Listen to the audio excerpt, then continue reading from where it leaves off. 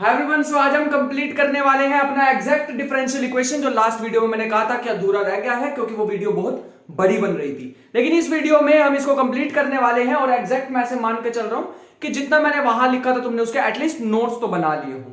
उसमें से मैंने तुम्हें 4 मेथड लिखवाए थे, याद है? एग्जैक्ट कुछ डिफरेंस इंपॉर्टेंट पॉइंट्स भी लिखवाए थे, उससे पहले मैंने तुम्हें 4 मेथड लिखवाए थे एग्जैक्ट डिफरेंशियल इक्वेशन के सॉल्यूशन के लिए। तो मैं उसमें से एक तरह का सॉल्यूशन तुम्हें बताने वाला हूं, उससे सारे सॉल्यूशन करूंगा, ठीक है? बाकी के सॉल्यूशन भी तुम्हें याद होने चाहिए, वो मैं प्रैक्टिस सेशन जब मैं तुम्हें कराऊंगा वहां पे यूज करके दिखाऊंगा। आज फिलहाल के लिए पहले सॉल्यूशन से ही सारे क्वेश्चन करके दिखाएंगे। और दूसरा हमारा काम रहेगा एग्जैक्ट के अलावा कि ऐसी डिफरेंशियल इक्वेशन को सॉल्व करना जो कि डिफरेंट एग्जैक्ट नहीं है लेकिन हम उसको एग्जैक्ट बनाना चाहते हैं जबरदस्ती। They are called reducible to exact differential equation. फिर मैं एंड में देने वाला हूं summary and this will be the most important thing. Last के दोनों लेक्चर को बता दूंगा कौन सा मेथड कहां पे लगने वाला है, तो फिर तो तुम्हारे लिए इजी हो जाएगा। तो विदाउट एनी फर्दर डिले आ जाओ, स्टार्ट करते हैं अपने चैप्टर को एग्जैक्ट डिफरेंशियल इक्वेशन। अगर मैं बताऊं तो इसकी जनरल फॉर्म हमारे पास होती है mxy dx plus nxy dy is equal to 0। This is the most general equation, ठीक है? अब मैं कहूंगा this is exact if there exist a continuous function fxy equal to c such that ऐसा एक फंक्शन अगर एग्जिस्ट करता है such that del f by del x equal to m आना चाहिए, ये वाला m। अगर मैं इसकी f की डिफरेंशिएशन करूं, पार्शियल डिफरेंशिएशन करूं विद रिस्पेक्ट x, पार्शियल का मतलब होता है y को कांस्टेंट मानना। कोई दिक्कत नहीं है, अभी मैं करके दिखाऊंगा, समझ आएंगी सारी चीजें। Del f by del y कर दूं तो n आ जाए। अगर ऐसा होता है देन मैंने लिख दिया this is exact if and only if there exist a function this is equal to this, ठीक है? ये जो f है ना, f x y is equal to c, this is known as general solution, is called general solution of 1। बात समझ आ रही? This is the general solution. यही तो हमें निकालना होता है, इसी के लिए तो सारे मारामारी हो रही है। अब कंडीशन ऑफ एग्जैक्टनेस क्या है हमारे पास? लिख लो कंडीशन ऑफ एग्जैक्टनेस, कि चेक कैसे करेंगे कि कोई इक्वेशन एग्जैक्ट है या नहीं है। तो वो कंडीशन हमारे पास आएगी del m by del y, ये जो भी दिया होगा यहां पे इसको पार्शियल डिफरेंशिएशन करना with respect to y is equal to del n by del x partial derivative with respect to x। दोनों इक्वल आते हैं तो एग्जैक्ट है, वरना एग्जैक्ट नहीं है। अगर एग्जैक्ट है then solution is given by, last में 4 मेथड कराए थे, अभी एक करा रहा हूं, integration m dx y constant मान के, ठीक है, प्लस में n dy n free from x equal to c। This is the solution. ये पूरा हमारे दिमाग में होना चाहिए एग्जैक्ट इक्वेशन को सॉल्व करने के लिए। अभी मैं 4 रूल बताऊंगा, अगर वो एग्जैक्ट नहीं है तो उसको एग्जैक्ट बनाने के 4 रूल बताऊंगा, लेकिन ये तो फिर भी ध्यान होने चाहिए वरना दिक्कत आ जाए, याद रखना। समझ गए? चलो आ जाओ एक क्वेश्चन करें। e raise to power y plus 1 cos x dx plus e raise to power y sin x dx sorry dy equal to 0। इतना इजी सा क्वेश्चन था, करके दिखा दो। तो पहला काम तो यही होगा कि भैया ये वाली इक्वेशन ना सॉल्व कैसे करें। पिछले कोई मेथड लग सकते हैं? लग तो नहीं रहा। एग्जैक्ट से करके देखते हैं, पहले एग्जैक्टनेस चेक कर लो। दिमाग में भी करके देख सकते हो और वैसे भी करके देख सकते हो। अगर मैं दिमाग में करके देखूं तो हमारे पास अगर इसको पार्शियल डेरिवेटिव करना विद रिस्पेक्ट टू y, तो मैं तुम्हें एक बार करके दिखाता हूं। अगर जिनको पार्शियल डेरिवेटिव नहीं पता वो सीख भी लेना, ठीक है? जैसे मान लो ये यहां पे ये चीज जो है ना, ये m है, जिसको मैं अंडरलाइन करूं, दिस इज m। cos को अंदर लेके जाओगे तो बनेगा cos x e raise to power y। तो cos x को नहीं छेड़ना, इसको नहीं छेड़ना, ये तो कांस्टेंट है। जैसे 2 मान लो, 3 मान लो, ऐसे ये कांस्टेंट है। e raise to power y की e raise to power y आएगी। फिर cos x 1 के साथ मल्टीप्लाई होगा, लेकिन y के रिस्पेक्ट में कर रहे हैं तो वो कांस्टेंट ही रहेगा, उसकी हो जाएगी 0, इसकी हो जाएगी 0। बात समझ पा रहे हैं? हाँ। तो इसकी डिफरेंशिएशन हो जाने वाली विद रिस्पेक्ट टू y 0, क्योंकि x की करनी है हमें। Del n by del x इसकी करोगे तो e raise to power y constant, sine की होती है cos, तो ये दोनों तो सेम आ गए। सेम आ गए तो सॉल्यूशन लिख दो। ये तो हमारी किस्मत अच्छी थी, ये सेम आ गए, वरना मैं कोई ऐसा अजीबो गरीब फॉर्म ले लेता क्वेश्चन तो दिक्कत हो जाती। तो इंटीग्रेशन m dx, m हमारे पास वो रहा e rest power y plus 1 cos x dx plus n dy।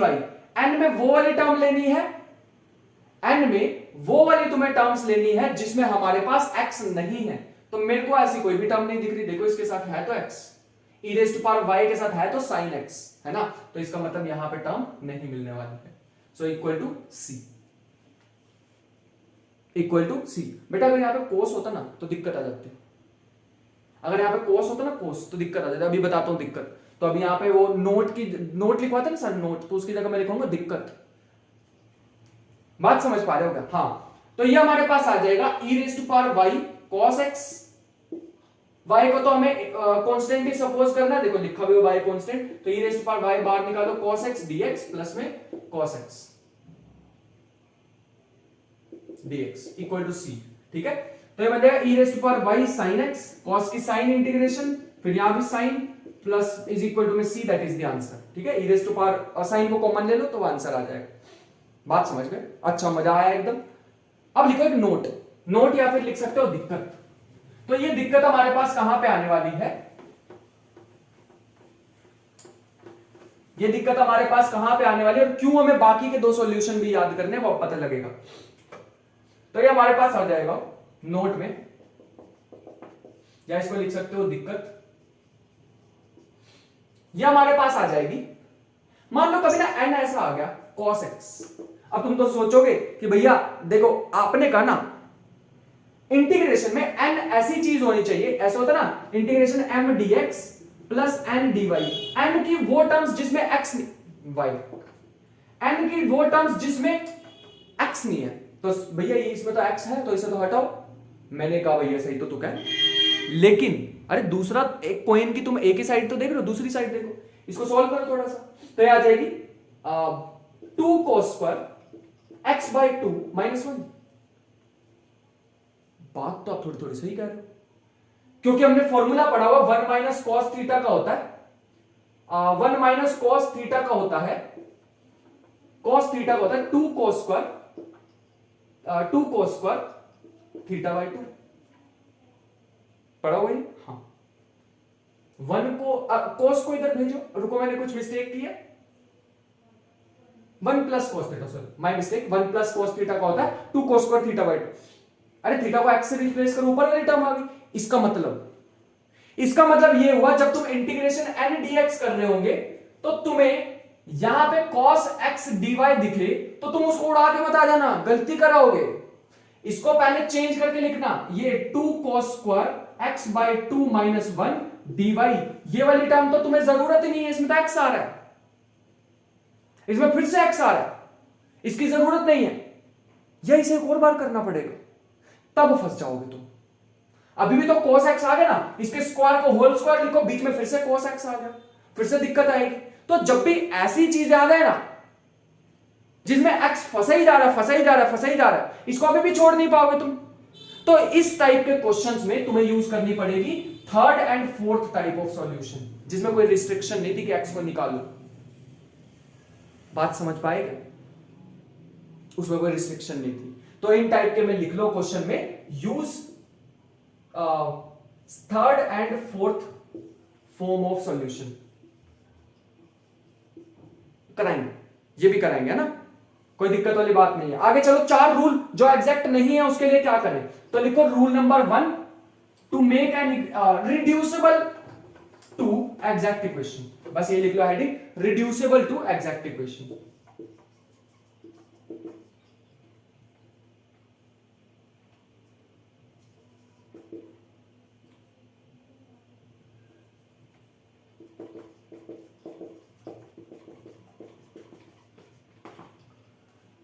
पहला rule, if m dx plus n dy is equal to 0 is not exact, not exact का मतलब वो जो del m by del y और del n by del x निकालता तो वो equal नहीं आए।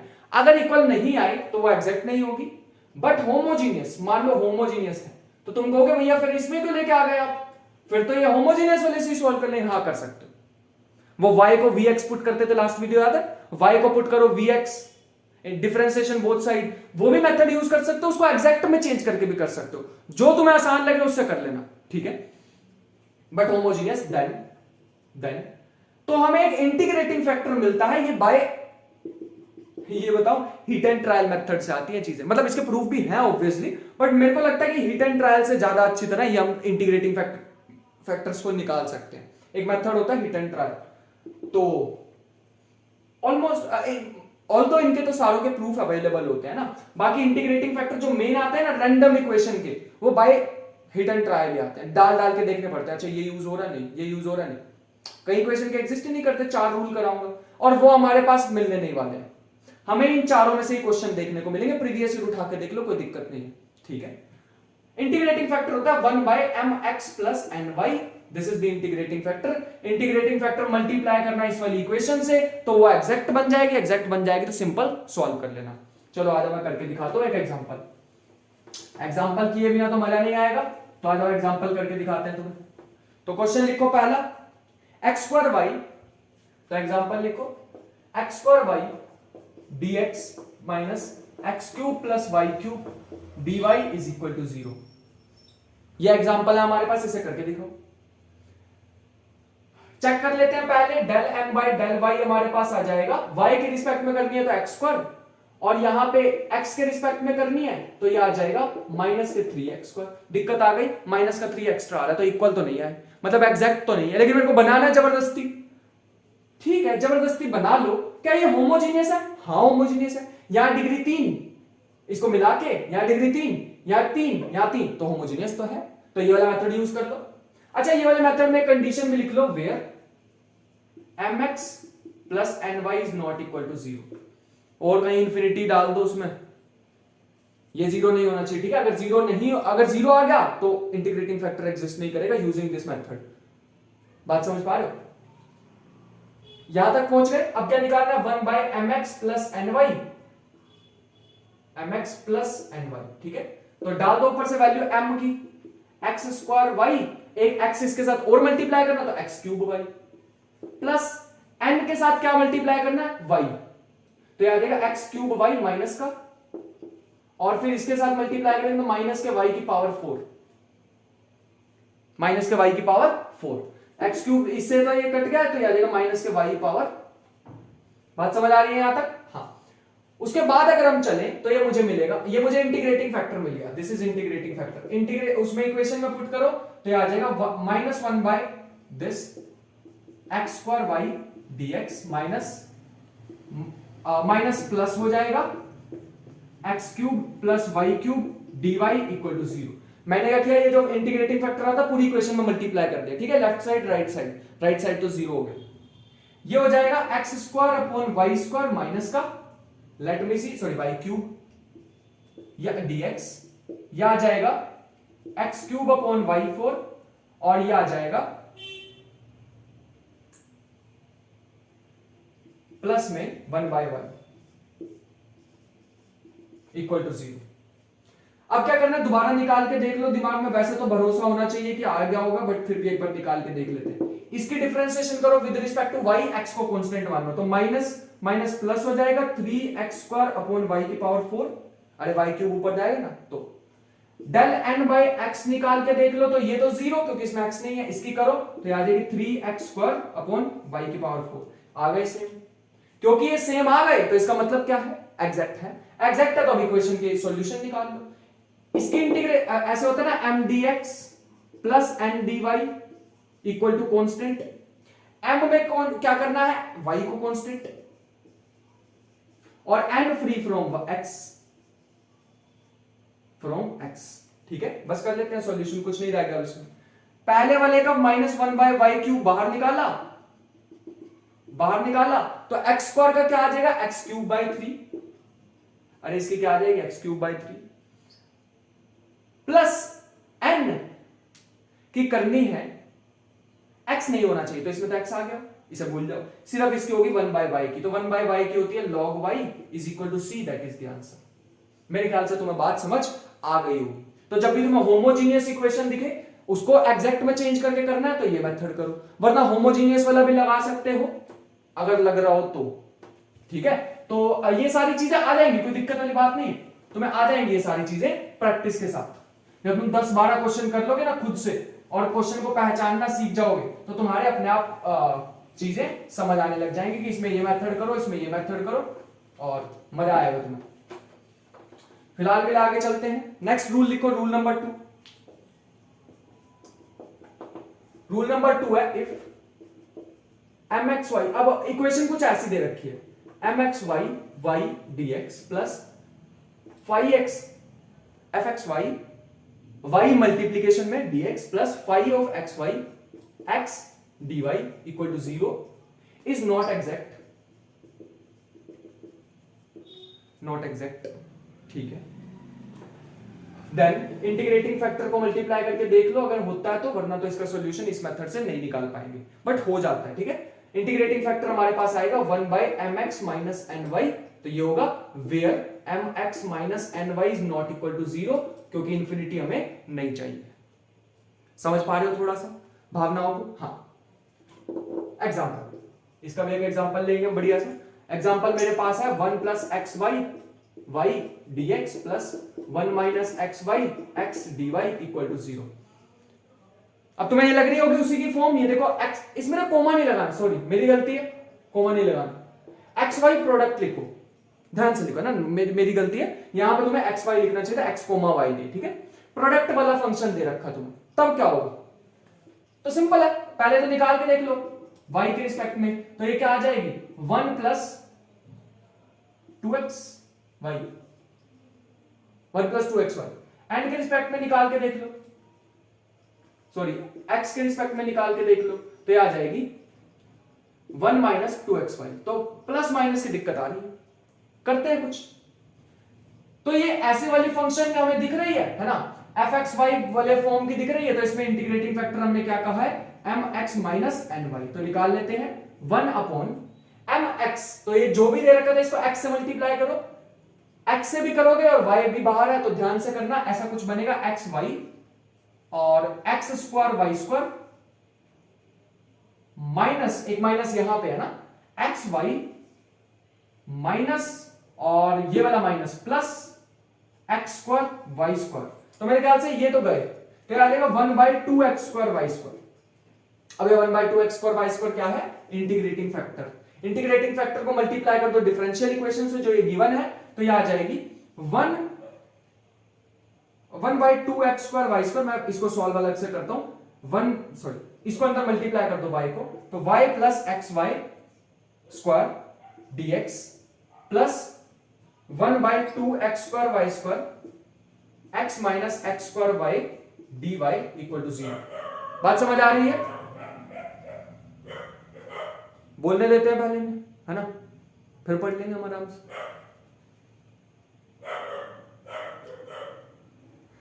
चलो लेट्स डू इट।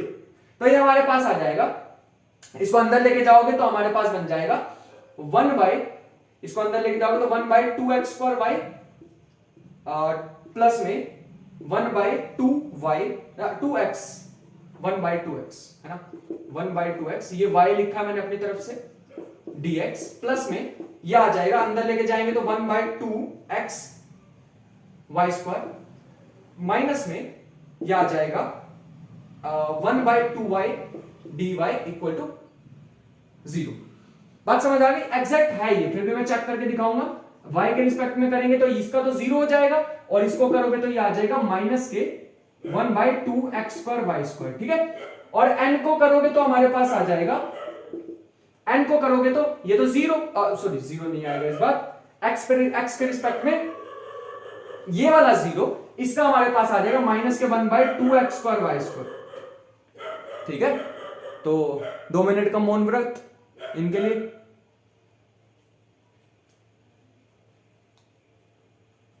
हाँ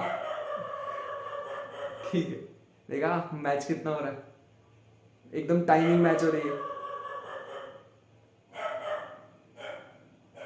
ओके सो स्टार्ट करते हैं। तो ये हमारे पास दोनों इक्वल आ चुके हैं, और अब हम क्या करने वाले हैं यहां पर, क्योंकि ये एग्जैक्ट आ चुके हैं, तो एग्जैक्ट आने पे साथ ही हम इसका सॉल्यूशन अब निकाल सकते हैं। तो सॉल्यूशन निकालना हमारे लिए कोई बड़ी बात नहीं है, अब हम सीख चुके हैं चीजों को। तो ये हमारे पास आ जाएगा इंटीग्रेशन, इसमें y को कांस्टेंट मान लो, है ना, तो ये हमारे पास आ जाएगा 1/y इंटीग्रेशन ऑफ 2 भी बाहर निकाल लो, x² dx प्लस में इंटीग्रेशन उसकी क्या आ जाएगी, उसकी भी आ जाएगी हमारे पास 2x 1/x dx प्लस में n फ्री फ्रॉम x, तो minus 1/2 integration 1/y dy equal to c। ठीक है, तो यहां क्या आ जाएगी, माइनस के 1/2xy 1/x² की होती है माइनस 1/x। ठीक है, 1/2 log x minus 1/2 log y is equal to c। अब इसे कंबाइन भी कर सकते हो, है ना, इसको कॉमन ले लो, तो 1/2 तो पूरी इक्वेशन में से ही कॉमन आ रहा है, ये बच जाएगा माइनस 1/xy। ठीक है, और ये बन जाएगा प्लस में log x/y equal to c। अब कुछ भी कर सकते हो, तो कांस्टेंट ही है ना c, तो ये हमारे पास आ गया, जैसी मर्जी फॉर्म में लेके आ सकते हो। तीसरी फॉर्म, अब ये थर्ड फॉर्म आ रही है ना हमारे पास, इसमें हमारे पास क्या है, ये तो पहले दो में भी यूज कर सकते हो, होमोजीनियस हो, किसी भी इक्वेशन को अगर तुम्हें एग्जैक्ट बनाना है तो अगले दोनों, मैं बोल रहा हूं किसी भी, चाहे वो लीनियर हो, चाहे वो होमोजीनियस हो, चाहे वो वेरिएबल सेपरेबल हो, कोई भी हो, बर्नौली हो, किसी को भी अगर तुम्हें एग्जैक्ट बनाने के लिए कोशिश करनी है, जरूरी नहीं है बन जाए, मैं नहीं कह रहा बन जाएगी, लेकिन अगर तुम्हें कोशिश करनी है कि वो उसे एग्जैक्ट ही बनाना है, मैं तो एग्जैक्ट से ही करूंगा, तो तुम्हें मेथड करना है अप्लाई रूल नंबर 3 और रूल नंबर 4, जो कि मैं एक साथ लिखने वाला हूं। रूल नंबर 3 और यहां पे रूल नंबर 3 पहले कर लेते फिर 4 लिखते हैं। तो 3 हमारे पास रूल आ जाएगा कि कभी भी हम चेक करें del m by del y minus del n by del x, अगर ये 0 नहीं आता है, और अगर मैं इसको n से डिवाइड करके देखता हूं, अगर मैं इसको गिवन डिफरेंशियल इक्वेशन में से n निकाल के डिवाइड करता हूं और गलती से ये फंक्शन आ गया x only, this is the function of x only, y नहीं आया, फंक्शन ऑफ x ओनली मतलब f ऑफ x और कांस्टेंट, ऐसा कुछ आ गया, मान लो किस्मत अच्छी, ऐसा मैं भी करके दिखाऊंगा, कोई दिक्कत नहीं है, मान लो ऐसा कुछ आ गया, देन इंटीग्रेटिंग फैक्टर हमारे पास आ जाएगा e raise to power integration f of x dx। बस ये इंटीग्रेटिंग फैक्टर इक्वेशन में मल्टीप्लाई करेंगे, मजे खत्म क्वेश्चन। या तो ये होगा, या तो फोर्थ वाला मेथड होगा जिसमें m से डिवाइड करते हैं, m से डिवाइड करोगे और फंक्शन ऑफ y ओनली मिलेगा या फिर कांस्टेंट मिलेगा, तो इंटीग्रेटिंग फैक्टर आ जाएगा integration e raise to power integration fy dy करके दिखाएंगे। रुक जाओ, एक एग्जांपल लेते हैं, बढ़िया सा लेंगे, इसलिए मैं देख लेता हूं। y plus 1/3 y cube 1/3 y cube plus x² 2 dx, जहां तक उम्मीद है इसके लिए मेरे को जगह लेनी पड़ेगी थोड़ी सी, 1/4 x plus xy square 1/4 x plus xy square dy equal to 0। पहले दिमाग में एग्जैक्ट है भी या नहीं, कहीं ऐसी रूल अप्लाई कर दे और हवा में, तो पहले देख लो एग्जैक्ट है कि नहीं। del m by del y मैं तुम्हारे लिए करके दिखा रहा हूं, वरना दिमाग में भी कर सकते हो। तो ये आ जाएगा y के रिस्पेक्ट में 1 प्लस y स्क्वायर, बस x की तो 0, और del n by del x करके देखो तो 1/4 x की हो जाएगी 1 प्लस 1 by y स्क्वायर। ठीक है, तो बस लेट मी सी 1/4 है या 1/2 है हमारे पास, तो 1/4 1/4 समझ आ रहा है यहां तक? हाँ, तो अब हमारे पास क्या होगा, लेट मी सी, ये 1/2 है यहां पे, ठीक है, 1/2 1/2, अब ठीक है,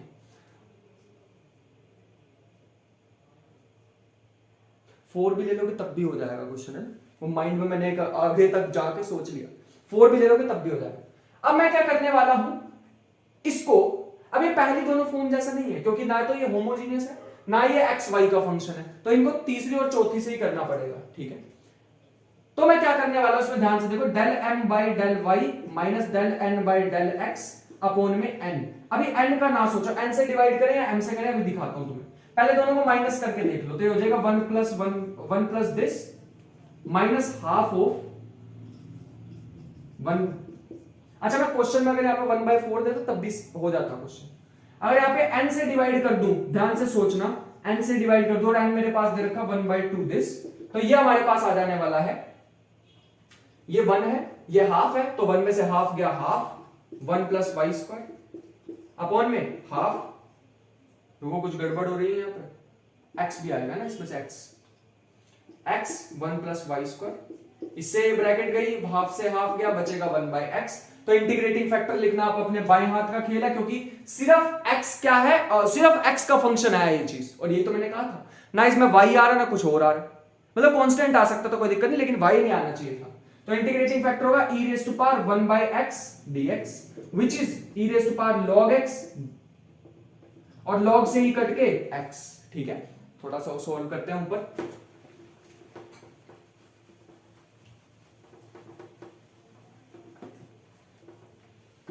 पूरा ही रब कर दिया हमने, तो क्वेश्चन मुझे दोबारा देखना पड़ेगा। तो ये अपना आ जाएगा, x को लिख लेते ना, तो ये अपना क्वेश्चन आ जाएगा, तुम क्वेश्चन देखते रहो, मेरे पास पड़ा है, तो xy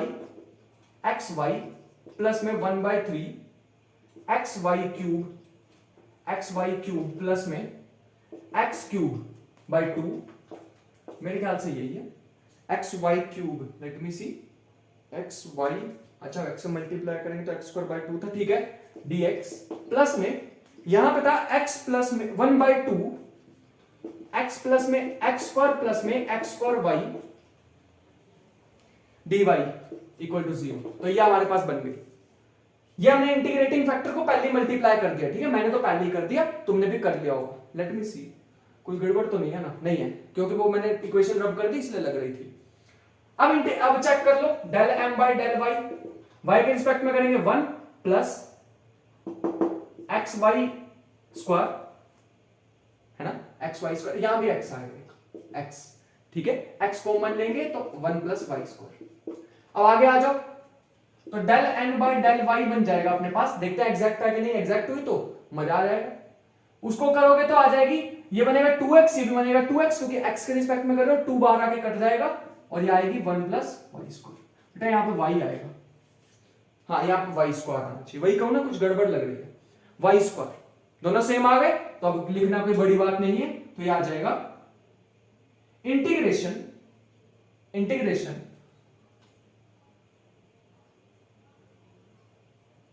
इसकी, y को कांस्टेंट मान लो, तो y x dx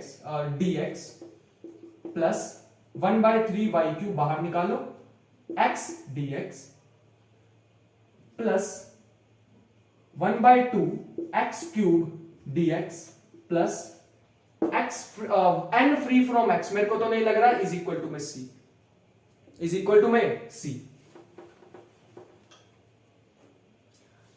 y x square by 2 plus y cube by 3 x square by 2 plus 1/8 x raise to power 4 equal to c, and that is the answer.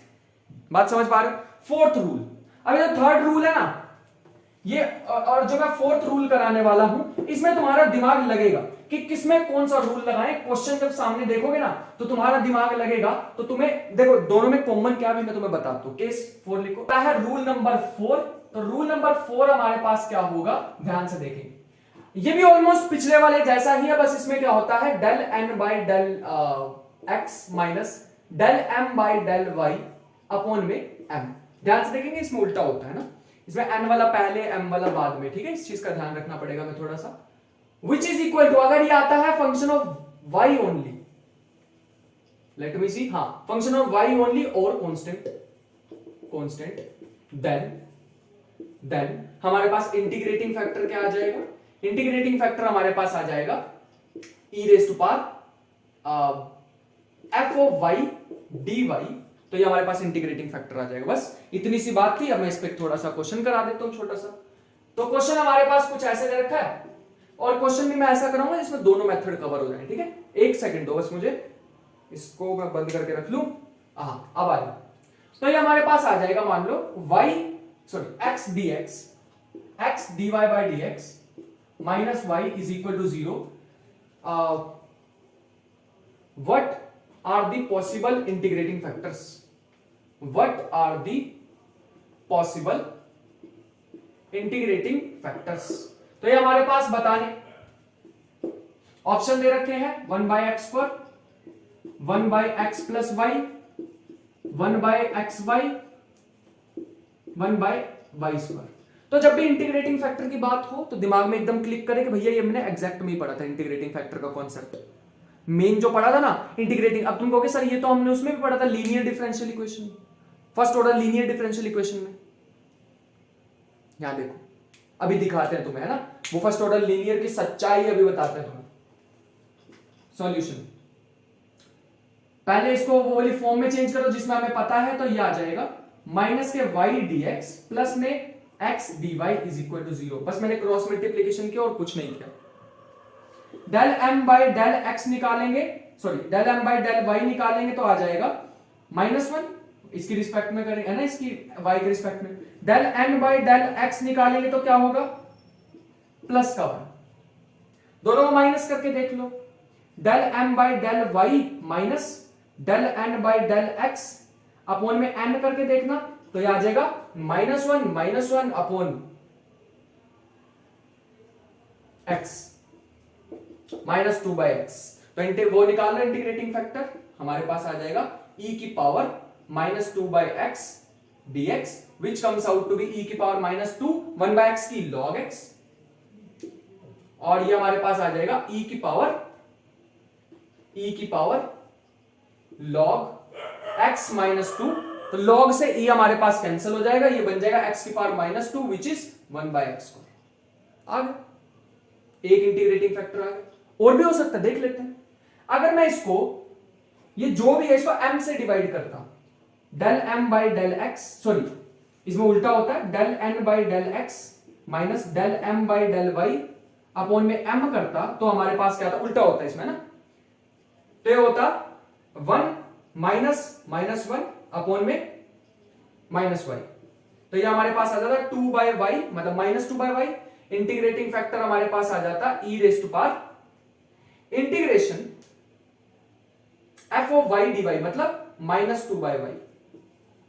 Same ही लग रही है तुम्हें, बस यहां x था यहां y है, तो ये आ जाएगा प्लस के 1/y², and that is the answer this. तो दो इंटीग्रेटिंग फैक्टर इसमें पॉसिबल थे, हमने निकाल के दिखा दिए। अब तुम बोलोगे सर इसका आपने वो वाला क्वेश्चन तो कराया नहीं, तो तुम इसी इंटीग्रेटिंग फैक्टर को यहां पे इस इक्वेशन में मल्टीप्लाई करो, तो क्या ये एग्जैक्ट अब बन गई, देख लो, ओरली देख लो, y² वाला पुट करके देख लीजिए, y² वाला, तो ये बन जाएगी माइनस के 1/y dx, इसको पुट करोगे ना, इससे मल्टीप्लाई करोगे तो प्लस में x/y dy y² है ना, इज इक्वल टू 0। अब इसको देखोगे तो मैं यही कर देता हूं, del m by del y निकालोगे तो ये आ जाएगा प्लस में 1/y², है ना, डिफरेंशिएशन इसकी करोगे। Del n by del x निकालोगे तो ये आ जाएगा x की हो जाएगी 1/y²। क्या अब ये बन चुकी है एग्जैक्ट, बिल्कुल बन चुकी है। अभी तुम्हें सॉल्यूशन लिखना आता है, इस टर्म को तो कंसीडर नहीं करोगे, है ना, मैं इसका सॉल्यूशन भी निकाल ही देता हूं, यहां निकाल रहा हूं ऊपर, आई होप कि तुम्हें दिख रहा हो। अगर नहीं दिखे, रिस्क पे करा रहा हूं काम, अगर नहीं दिखे तो तुम खुद से करना। इंटीग्रेशन -1/y तो कांस्टेंट है dx, n free from x है ही नहीं, तो इक्वल टू c, तो ये आ जाएगा -1/y x equal to c, तो y is equal to minus के x/c, that is the answer.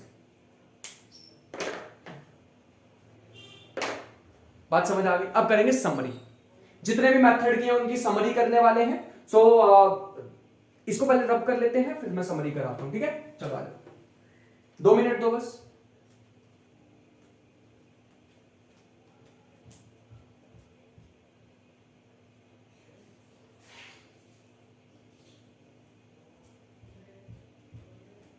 Yes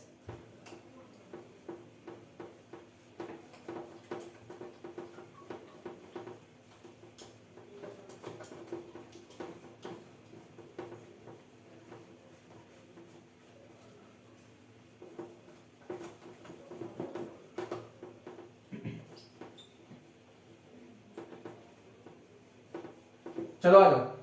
तो नेक्स्ट अपने पास है summary of all the formulas.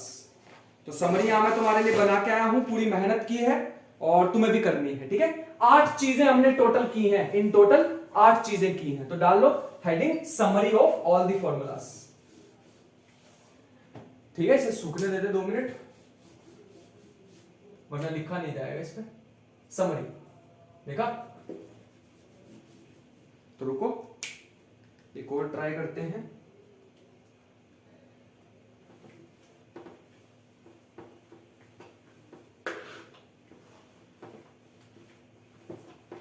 चलो आ जाओ, summary of all the methods we have done. अरे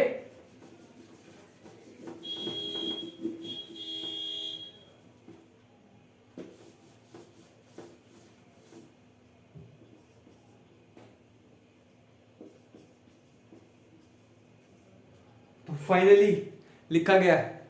तो समरी हम करने वाले हैं। सबसे पहली हमने चीज की थी variable separable method. Variable separable method में हमने क्या किया था, कुछ ऐसी फॉर्म मिल रही थी। मैं वो पूरा मैप बना के लाऊं तुम्हारे लिए। ये मैप यहां पे देख पा रहे हो, ये पूरा मैप है। आई होप कि ये देख पा रहे हो कैमरे में। ये पूरा मैप है, ये वो मैप है जो लास्ट मैं क्वेश्चन करा चुका हूं। मैंने ये टॉपिक देखा था, एक क्वेश्चन अपने दिमाग में डाल लिया कि ये कराना, तो मैं तुम्हें ये मैप बनवा देता हूं, ठीक है। बनाओगे नोटबुक में हाथ से तो मजा आएगा।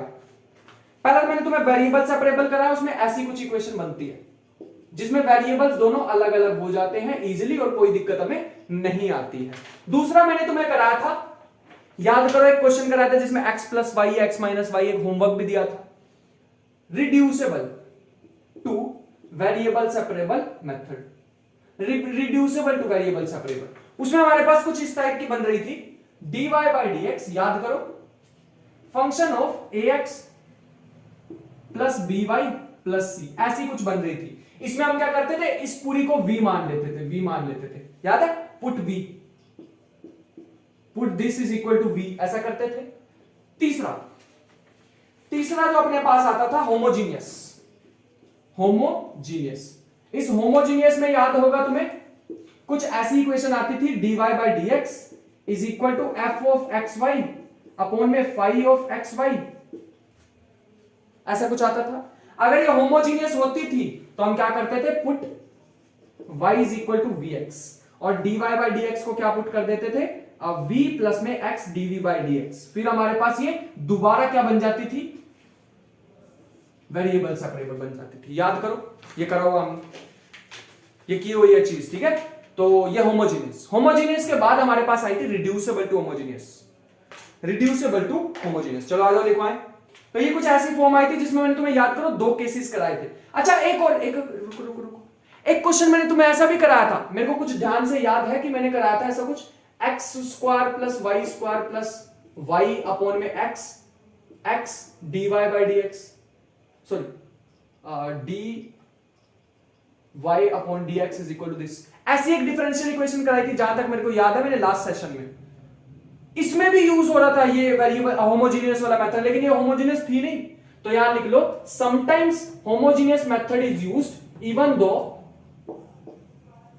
Sometimes homogeneous method is used even though differential equation is not homogeneous। मतलब इसका मेथड यूज हो सकता है, ठीक है। कैसे होगा, प्रैक्टिस। अगला फोर्थ, रिड्यूसेबल,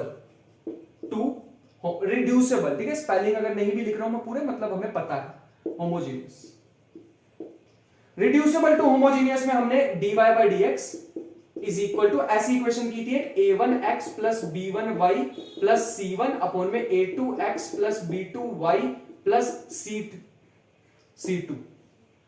इसमें मैंने 2 केसेस कराए थे, फिर तुम्हें केस 1 आया था, a1 upon a2 is not equal to b1 upon b2, जिसमें मैंने x को पुट कराया था capital x plus h, y को कैपिटल y प्लस k, और दूसरा एक कराया था a1 upon a2 is equal to b1 upon b2। इसमें तो मल्टीपल ही आ जाता है ना, ये चीज होती है, इसकी मल्टीपल होती है। एक मैंने ये मेथड कराया था, अब मतलब ये कराया था कि इसको रिड्यूस कर सकते हैं।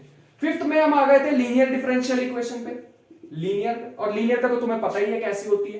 अब तुम्हें समझ तो आ रहा है ना साथ साथ कि किसमें कौन सा अप्लाई करना है। ऐसी डिफरेंशियल इक्वेशन दिखे तो वेरिएबल सेपरेबल, ऐसी दिखे तो वेरिएबल सेपरेबल, इसको रिड्यूस कर लो, होमोजीनियस में ऐसी होती है जिसमें डिग्री सेम होनी चाहिए, degree same, degree must be same. बस कुछ एक्सेप्शन भी होते हैं केमिस्ट्री की तरह, लाल में पीला डाल के नीला होता ना, वैसा कुछ एक दो होते हैं। बट ऐसा नहीं है कि वो इसी से ही सॉल्व करो जान के, किसी और मेथड से कर लो, इतने सारे बता दिए तुम्हें, एग्जैक्ट से कर लो या किसी और से सॉल्व कर लो, हो जाएंगे।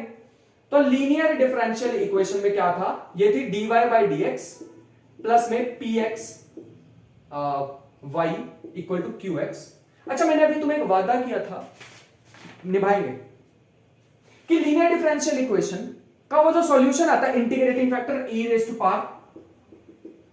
पावर p dx आता है ना, इसमें मैंने तुम्हें कहा था वो एग्जैक्ट में सिखाऊंगा, सिखा दे, आ जाओ, कुछ नहीं, 1 सेकंड का काम है ना, बोरिंग नहीं है कुछ भी। तो आ जाएगा प्लस में px p minus q py minus q equal to 0। समझ पा रहे हो? तो यहां से आ जाएगा dy, इसको मैं ऐसे लिख सकता हूं py minus Q dx plus में dy इज इक्वल टू 0। देखना मैंने एलसीएम लिया और कुछ नहीं किया, अरे dx इधर भेज दिया और dx वाली टर्म आगे कर ली। समझ पाए बात को? बस यहां से इंटीग्रेटिंग फैक्टर निकाल लेंगे, अब वही del m by del x करके, ठीक है। तो इंटीग्रेटिंग फैक्टर अगर तुम इसमें निकाल के देखोगे, ये काम थोड़ा सा तुम्हारे लिए छोड़ रहा हूं। पहली बात तो यहाँ पे एग्जैक्ट नहीं आ रही है, तो एग्जैक्ट बनानी पड़ेगी। तो एग्जैक्ट बनाने के लिए मैंने तुम्हें क्या कहा था, क्या करो, रूल नंबर 3 या फिर रूल नंबर 4 को फॉलो करो। मैं यहाँ पे अगर रूल नंबर 3 लगा के दिखाऊं तो del m by del y minus del m by del x upon में n, तो जो कि हमारे पास आ जाएगा, ये हमारे पास आ जाएगा del m by del y को निकालो तो p, बस x तो है नहीं, और यहां पे 1 बचा है, 1 की 0 अपॉन में n क्या है, n भी कुछ नहीं है 1, तो ये अपने पास आ गया। इंटीग्रेटिंग फैक्टर क्या होता है, ये जो भी है इसको किसमें डाल दो, e raise to power p dx, मतलब जो भी यहां पे आता है इनटू में dx। तो यही नहीं हमने पढ़ा हुआ, मुझे पता है मैं जल्दी जल्दी बोल दिया, लेकिन खुद का दिमाग लगाओ। तो ये लीनियर डिफरेंशियल इक्वेशन एग्जैक्ट ही होती है, मतलब एग्जैक्ट से ही इसके सॉल्यूशन आते हैं। तो आगे चलो, फिर हमने किए थे एक बर्नौलीज इक्वेशन। तो बड़े ध्यान से अगर तुम चीज देख पा रहे हो तो एक लीनियर डिफरेंशियल इक्वेशन कोई न्यू चीज नहीं थी, कोई न्यू चीज नहीं थी। मुझे पहले एग्जैक्ट पढ़ानी चाहिए थी, लेकिन मैंने पढ़ाया क्यों वो वाला, क्योंकि तुम फिर उसको थोड़ा सा इग्नोर सा कर देते हैं ना लीनियर डिफरेंशियल इक्वेशन को। अब नहीं करोगे, अब तुम कहोगे मैंने पहले पढ़ ली थी तो कुछ तो फायदा होगा, और होता है, ठीक है। तो एग्जैक्ट में तुम्हें पहले चेक करना पड़ता है कि वो एग्जैक्ट है या नहीं है। इसमें तो सीधा पता ही होता है लीनियर है, उठा के पटक दो। बर्नौली 6th आया हमारे पास, बर्नौली इक्वेशन। बर्नौली में हमारे पास क्या था, dy by d x plus में qxy equal to pxy equal to qx into में y की पावर n। इसको फिर हम रिड्यूस करते थे इसमें by putting 1 by y 1 minus n minus 1 हाँ इक्वल टू t, और खुद करके देखना, ठीक है, मैंने कराया हुआ सारा। फिर उसके बाद 7th आता था हमारे पास एग्जैक्ट डिफरेंशियल इक्वेशन। एग्जैक्ट की अगर मैं तुम्हें वो बताऊं एक रिप्रेजेंटेशन या कैसे होती है, तो वो कुछ ऐसी होती है, exact mxy dx plus nxy dy equal to 0। तो फिर मैंने इसकी कंडीशन बताई हुई है, अगर वो एग्जैक्ट नहीं है तो रिड्यूसिबल भी कराई हुई है, रिड्यूसिबल। मेरे ख्याल से तुम्हें ये हेल्प करेगी ना, मेरे ख्याल से तो बहुत हेल्प करी थी मुझे, ये जो मैं अभी तुम्हें समरी लिखवा रहा हूं। अब तो तुम्हें सारा पता ही लग जाएगा कि कहां पे कौन सी यूज करनी है। तो रिड्यूसिबल हमारे पास आ जाएगी, रिड्यूसिबल टू एग्जैक्ट हमारे पास आ जाएगा। 4 मेथड कराए थे, 4 रूल्स। पहला रूल हमने करा था होमोजीनियस के लिए, दूसरा रूल हमने करा जब होमोजीनियस हो तो, दूसरा हमने करा था जब ऐसी फॉर्म हो तो,